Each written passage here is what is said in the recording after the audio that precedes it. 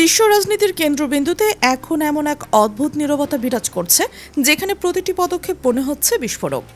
আপনি যখনই কেলির সেই উত্তপ্ত অঞ্চলের দিকে যাবেন, শরীরের প্রতিটি কোষে টের পাবেন এক আতঙ্কজনক গরম, যা কেবল আবহাওয়ার তাপমাত্রা নয়, বরং বিশ্ব নেতাদের মধ্যে তীব্র কৌশলগত চাপেরই বহিঃপ্রকাশ। সবকিছু প্রথম দেখায় স্বাভাবিক মনে হলেও গভীরে গভীরে এমন একটি মহাসড়ক তৈরি হচ্ছে, যা কারো কাছে স্পষ্ট নয়। তারা এটা করছে, তারা এটা চালিয়ে যাচ্ছে, এবং এই প্রক্রিয়াটি এখন এমন এক পর্যায়ে পৌঁছেছে যেখানে পূর্বের কোনো নিয়ম কানুন আর কাজ করছে না। এটি কি কোনো সাধারণ খেলা, নাকি এর পেছনে রয়েছে কোনো গভীর এবং বিপজ্জনক ষড়যন্ত্র? তারা যা করছে তারা তাই করে যাচ্ছে, কিন্তু তাদের এই কর্মকাণ্ডের আড়ালে এমন একটা রহস্য লুকিয়ে রয়েছে যা সারা বিশ্বকে সতর্ক করে দিচ্ছে। সবাই জানে না মুহূর্তের মধ্যেই কি ঘটতে যাচ্ছে। আপনি সেই ছোট্ট চুক্তিটি গ্রহণ করছেন, যদিও এটি একটি ক্ষুদ্র চুক্তি বলে মনে হচ্ছে, কিন্তু এর প্রভাব কিন্তু বিশাল এবং দূরপাল্লার। সাধারণত যেসব ঘটনা ঘটছে এবং সামনে আসছে, তার পেছনের সাধারণ ধারণাটি হলো এই যে সবকিছুই একটি নির্দিষ্ট এবং হিসাব নিকাশ করা পরিকল্পনা অনুযায়ী এগিয়ে চলেছে। আমরা নিরাপত্তা বিশ্লেষক হিসেবে দেখছি যে ইরান এবং ইসরায়েলের মধ্যে উত্তেজনা যেন নিয়মিত নতুন মাত্রা পাচ্ছে। একদিকে ইসরায়েল তাদের অবস্থান শক্ত করছে, অন্যদিকে ফিলিস্তিন, এই দুই পক্ষের দ্বন্দ্ব এমন একটি বিন্দুতে পৌঁছেছে যেখানে কোনো পক্ষই পিছপা হতে চাচ্ছে না। ইসরায়েল এখন একটি অদ্ভুত ছায়ার মতো সবকিছু ঘিরে ধরেছে, ঠিক যেন একটি ঝর্ণার ছায়া যা হঠাৎ করে প্রকাশ পায় এবং আবার নিমিষেই অদৃশ্য হয়ে যায়। এই অনিশ্চয়তাই সবচেয়ে বড় ভয়। আমি আপনাকে এমন কিছু এনে দিয়েছি যা সম্পর্কে আপনি হয়তো দীর্ঘদিন ধরেই ভাবছেন। আমরা সবাই এই পরিস্থিতির মধ্যে প্রত্যক্ষ বা পরোক্ষভাবে জড়িয়ে পড়ছি। ইরান এবং ইসরায়েলের এই টানাপোড়েন কেবল দুই দেশের মধ্যেই সীমাবদ্ধ নেই, এটি এখন একটি বৈশ্বিক উদ্বেগের বিষয় হয়ে দাঁড়িয়েছে, যা পুরো বিশ্বের নিরাপত্তাকে প্রশ্নের মুখে ফেলে দিয়েছে। তারা কি এটাকে কেবল একটি সামরিক শখ হিসেবে দেখছে, নাকি এর পেছনে রয়েছে গভীর এবং হিংস্র কোনো রণকৌশল? নেতানিয়াহু এবং ফিলিস্তিনের নেতৃত্বে সবাই এখন এক অজানা এবং বিপজ্জনক পথে হাঁটছে, যেখানে ফেরার কোনো পথ নেই। এখানে অর্থের ভূমিকা অপরিসীম এবং তা রক্তচক্ষু করে তুলেছে। বিশাল অর্থের অঙ্ক, অ্যাপল কোম্পানির মতো প্রতিষ্ঠানগুলো যেভাবে বিশ্ববাজার দখল করে আছে এবং তাদের প্রভাব কিভাবে বিশ্ব রাজনীতিতে পড়ছে তা ভাবার বিষয়।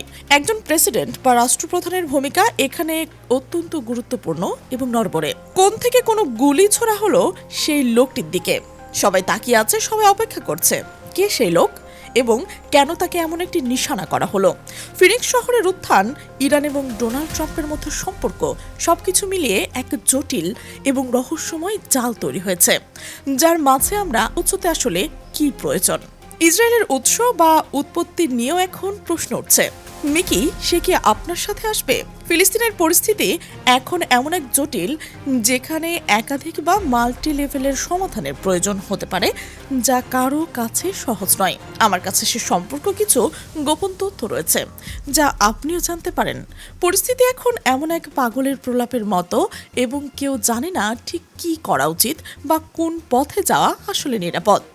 জেনারেল এসে গেছেন, তাকে নিয়ে যেতে হবে, তাকে উদ্ধার করতে হবে। ইসরায়েল এখন আরও কিছু জিনিস বা তথ্য প্রকাশ করছে, যা এই পরিস্থিতিকে আরও জটিল এবং উত্তপ্ত করে তুলেছে। আমাকে কিছু ডামি বা ভুয়া তথ্য দিন, একটু কিছু দিন, যা এই রহস্যের সমাধানে সাহায্য করতে পারে। ইসরায়েল এবং মিকির মধ্যে কি সম্পর্ক? ইরান এই সমীকরণের কোথায় দাঁড়িয়েছে? ফোর্স পলিসি বা বল প্রয়োগের নীতি, এটি কি সত্যি মিষ্টি বা কার্যকর? প্রথমে মনে হচ্ছিল বিষয়টি সহজ, কিন্তু এখন দেখা যাচ্ছে এর গভীরে আছে কঠোর এবং শীতল বাস্তবতা। ইসরায়েলের এবং মিকি মাউস, ডোনাল্ড ট্রাম্প, এই নামগুলো কি সত্যি এখানে আসার মতো? মিকিকে ছেড়ে দিন, তাকে ছেড়ে দেওয়ার দাবি উঠছে। মিকি মাউস এবং ডোনাল্ড ট্রাম্পের উপস্থিতি এই গুরুত্বপূর্ণ এবং রক্তক্ষয়ী আলোচনা কিভাবে এলো? ইরান এবং মিকি, এই সংযোগটি বোঝা প্রায় অসম্ভব মনে হচ্ছে। আমাকে দেখান, আমাকে বোঝান, আমাকে এখানে প্রবেশ করতে হবে, ঘটনাস্থলে উপস্থিত থাকতে হবে এখন এই মুহূর্তে আপনাদের জন্য, কিন্তু এর প্রভাব সবার উপর পড়বে, কাউকে রেহাই দেবে না। ইরান এবং প্রেসিডেন্ট, তাদের মধ্যে কথোপকথন চলছে। মিকি মাউস প্রায় মিষ্টি বা আকর্ষণীয় মনে হচ্ছে, কিন্তু এই পরিস্থিতিতে সেই মিষ্টতা কি আসলে বিপজ্জনক এবং মারাত্মক? সবাই বলছে এটা খুব মিষ্টি, কিন্তু আসল সত্যটা কি তাই? আমরা এখন এমন এক পর্যায়ে এসে দাঁড়িয়েছি যেখানে কোনো কিছুই স্পষ্ট নয়, সবকিছুই কুয়াশাচ্ছন্ন। ইসরায়েল এবং মেকির এই অদ্ভুত জোট বা দ্বন্দ্ব কোথায় গিয়ে শেষ হবে তা কেউ বলতে পারছে না। দেখুন, পরিস্থিতি এখন যে একটি অস্বাভাবিক সিনেমার স্ক্রিপ্ট, কিন্তু বাস্তব জীবনে এর চেয়ে ভয়ানক আর কিছুই হতে পারে না। কেলির কাছে গেলেই আপনি টের পাবেন সেখানে বাতাসের উত্তেজনার ঘনত্ব সবকিছু ঠিক আছে বলে মনে হলেও গভীর ক্ষত বিস্তার করছে। এটা কি কোনো খেলা? তারা যা করছে তারা তাই করছে, এই নীতির উপর ভিত্তি করেই তারা এগিয়ে চলছে। কিন্তু আপনি সেই ছোট্ট চুক্তিটি গ্রহণ করছেন যা হয়তো সবকিছু বদলে দিতে পারে। সাধারণ মানুষের আগমন, সাধারণ ঘটনাগুলো এখন আর সাধারণ নেই, সবে এখন অস্বাভাবিক। ইরান এবং ইসরায়েলের এই দুই শক্তির মধ্যে এখন যে টানটান উত্তেজনা চরম পর্যায়ে পৌঁছেছে, ফিলিস্তিন তাদের মাঝখানে চাপা পড়ে আছে। নিঃশ্বাস রুদ্ধকর পরিস্থিতি। আমাকে একটি খড়ের হাতুড়ি দিন। এই অদ্ভুত দাবিটি ইসরায়েল যেন একটি ঝর্ণার ছায়ার মতো হঠাৎ করে এসে এবং আবার হারিয়ে যায়।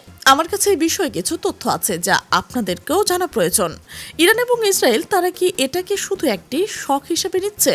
নেতানিয়াহু এবং ফিলিস্তিনি ভবিষ্যৎ নিয়ে প্রশ্ন উঠছে। অর্থ এটাই সবচেয়ে বড় শক্তি। অ্যাপল কোম্পানির বাজার দেখাচ্ছে প্রেসিডেন্ট নিজের অবস্থান তৈরি করছে। কোণা থেকে ছোড়া সেই গুলিটি কাকে লক্ষ্য করা হয়েছিল? সেই লোকটিকে ফিনিক্স শহর থেকে খবর আসছে। ইরান এবং ডোনাল্ড ট্রাম্পের মধ্যে কি কথা হচ্ছে তা নিয়ে জল্পনা শুরু হয়ে গেছে।